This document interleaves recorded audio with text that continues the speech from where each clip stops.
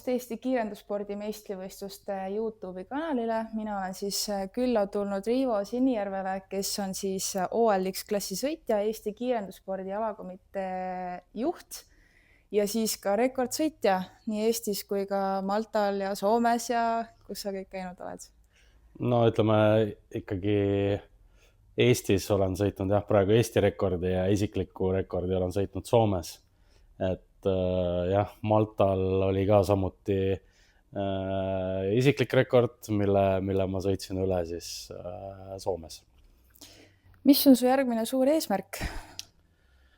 No ütleme, võidusõite eesmärk on ikka aina kiiremini sõita, et nagu siin taustal näha on, et me oleme täna ikkagi suhteliselt hooaja alguses juba, aga auto on veel laiali läheb ikka enamasti selle jaoks, et veelgi kiirem olla ja loodame siis, et see õnnestub, et võin nii palju juba öelda et mootoritükid on just jõudnud Eestisse ja hakkab nii-öelda viimane kokkupanemine ja komplekteerimine ja loodetavasti siin lähinädalatel saab juba autot käivitada. Aga mu järgmine isegi teema, mitte küsimus, oleks sinu rekordsõidud, et äkki sa räägid siis nendest natuke täpsemalt? Noh, sõitja ma olen päris palju aastaid olnud. Eks kogu aeg on nagu üritatud võimaluste piires, aga eks seda oma parimat aega olen ikka üritanud. Seda on nagu mainitud nagu päris palju, et seal riigis sa sõitsid rekordi, seal raja peal sõitsid rekordi, seal on su isiklik rekord, on ju. Et ma nagu võib-olla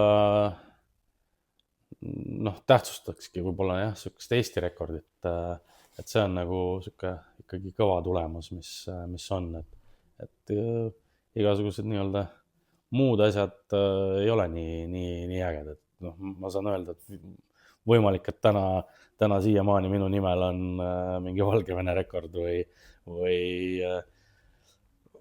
kiirem aeg, mis seal sõidetud on või mingisugused Krimmi saare peal on ju sõidetud aeg, kus ma olen nagu käinud.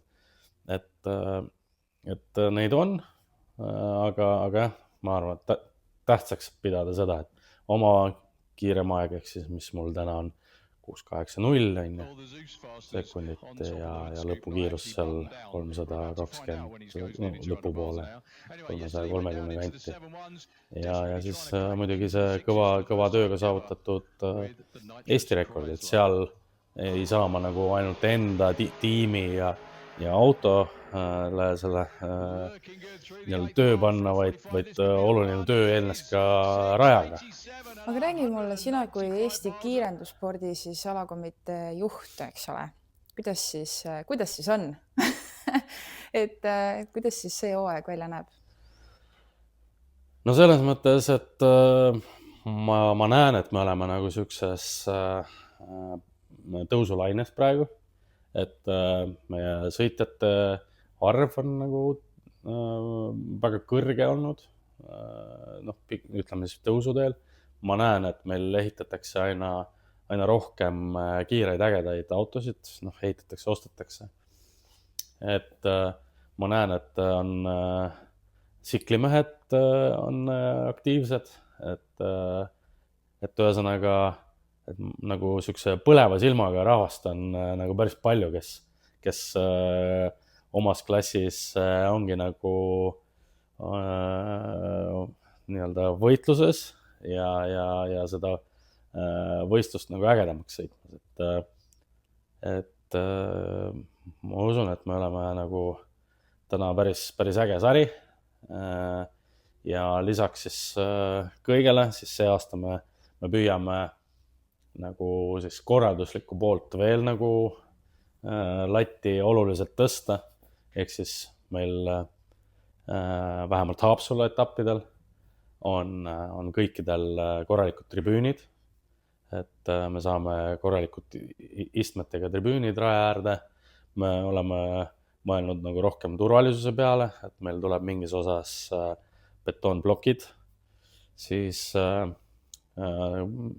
kõige tähtsam minu arust ükskõik mis alal on ikkagi publik, on nagu väga kurb sõita tühjal rajal, kui sul kaasaelajaid ei ole, et me tegeleme tõsiselt nagu sellega, et publikut raja äärde saada, seetõttu me oleme siis kõik Haapsalu etapid viinud festivali formaati, kus siis meil iga laupäeva õhtul lisaks ägedale show'le rajal, mis päeval siis toimub, on õhtul siis nii-öelda korralik aftekas, on siis siuksed A-kategooria bändid esinema kutsutud, ehk siis esimesel Haapsalu etapil meil on Traffic, siis on teisel on Olli, kolmandal Haapsalu võistlusel on Tanel Padar ja viimane finaalides on Kaater ja